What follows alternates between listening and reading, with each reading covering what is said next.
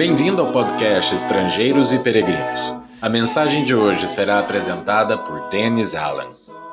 Durante alguns anos, eu rodeava as ruas de São Paulo num carro velho que tinha problema no vidro do lado da porta do motorista.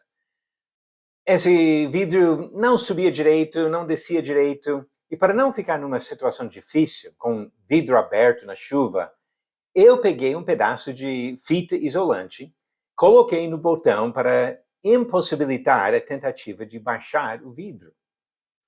A minha esposa perguntou o motivo de não consertar o vidro. E eu fui bem sincero. Já levei à oficina e eu achei o reparo caro demais. Prefiro deixar o vidro fechado e não gastar o dinheiro para o conserto. Por motivos semelhantes, muitos de nós temos algumas coisas quebradas em casa que acabamos deixando, talvez por muito tempo, pois achamos difícil ou custoso consertar. Depois de um tempo, até nos acostumamos com a coisa quebrada ao ponto que nem nos incomoda mais. Podemos nos acostumar tanto que nem percebemos mais o problema. E achamos que o estado quebrado seja a condição normal daquela coisa. Quando se trata de vidros de carros ou prateleiras de geladeiras, as consequências desta atitude podem ser mínimas. Infelizmente, é comum tomar a mesma atitude sobre as nossas próprias vidas. Ao invés de encarar a verdade da nossa condição espiritual e procurar a solução do Deus que quer nos consertar, ficamos acomodados e nos acostumamos com a vida quebrada. Chegamos a pensar que o quebrado é normal. Em alguns casos, reconhecemos que estamos errados, mas mesmo assim optamos por continuar do mesmo jeito. Por que fazer mudanças difíceis e custosas? É mais fácil ficar espreguiçado no sofá do que levantar e agir. Mudaremos somente quando realmente acreditarmos que o benefício justifica o investimento. No caso do vidro do carro, pode ser que não justifica.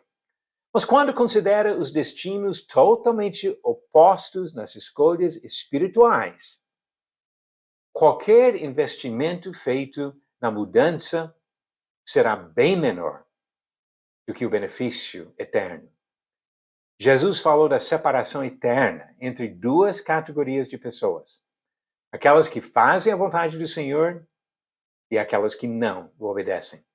Ele disse: irão estes para o castigo eterno, porém os justos para a vida eterna. Mateus 25, versículo 46. Em outros casos, vivemos a vida torta por tanto tempo que nem percebemos a necessidade de endireitá-la. E para distorcer ainda mais a nossa percepção da realidade, vivemos no meio de uma sociedade que defende estas vidas tortas como normais. Jesus veio ao mundo para consertar vidas quebradas pelo pecado e enviou seus apóstolos como embaixadores para ajudar as pessoas a voltarem para Deus. Quando Paulo e Silas pregaram o evangelho em Tessalônica, foram acusados de destruir o equilíbrio do mundo. Falaram em Atos 17, versículo 6, estes que têm transtornado o mundo chegaram também aqui. 700 anos antes deste confronto, o profeta Isaías transmitiu um aviso divino. Ai dos que ao mal chamam bem, e ao bem, mal, que fazem da escuridade luz, e da luz escuridade. Põem o amargo por doce, e o doce por amargo. Isaías 5, versículo 20. Parece que Isaías estivesse falando sobre o século 21. Muitos entoam seus mantras de tolerância para defender todo tipo de perversão da vontade de Deus.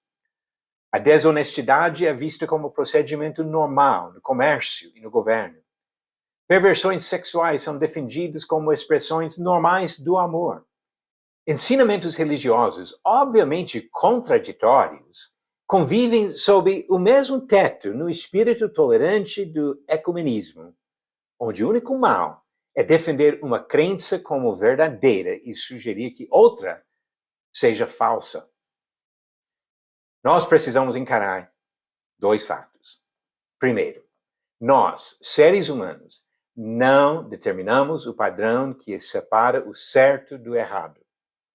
Jeremias disse, em Jeremias 10, versículo 23, eu sei, ó Senhor, que não cabe ao homem determinar o seu caminho, nem ao que caminha o dirigir os seus passos.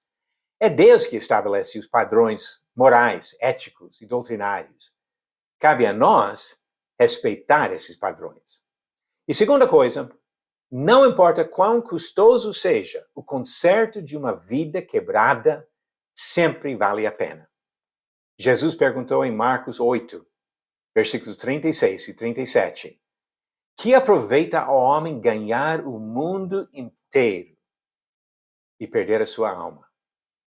Que daria um homem em troca de sua alma? Está quebrado? Busque consertar. Deixa Jesus consertar. Agora vamos para as perguntas do dia. A pergunta do episódio de ontem foi: em quais das suas cartas Paulo deu as qualificações para presbíteros ou bispos? Alternativas: A. Romanos e 1 Coríntios, B. 1 Timóteo e Tito, C. 1 e 2 Tessalonicenses, ou D. Filipenses e 2 Timóteo. A resposta certa, a alternativa B. Ele deu essas qualificações em 1 Timóteo 3 e Tito, capítulo 1. Textos ignorados ou rejeitados, talvez pela maioria das igrejas hoje. Nós devemos respeitar o que Deus diz, porque Ele define a diferença entre certo e errado. Para a pergunta de hoje, voltamos à história do Antigo Testamento e uma pergunta sobre a conquista de Jericó. Quem furtou coisas na conquista de Jericó, causando a derrota de Israel na batalha contra Ai? Alternativas: A. Josué, B. Acã, C. Caleb ou D. Raabe. A resposta vem no final do próximo episódio. A sua vida está quebrada? Em algum momento, todos nós temos que reconhecer nossas vidas quebradas pelo nosso próprio pecado. Nós não devemos ficar desesperados, porque Deus mandou seu Filho unigênito para nos resgatar do pecado e para nos oferecer a vida eterna na presença de um Deus que nos ama. Obrigado por nos acompanhar nessa jornada pelas Escrituras. Volte amanhã para ouvir mais uma mensagem do podcast Estrangeiros e Peregrinos.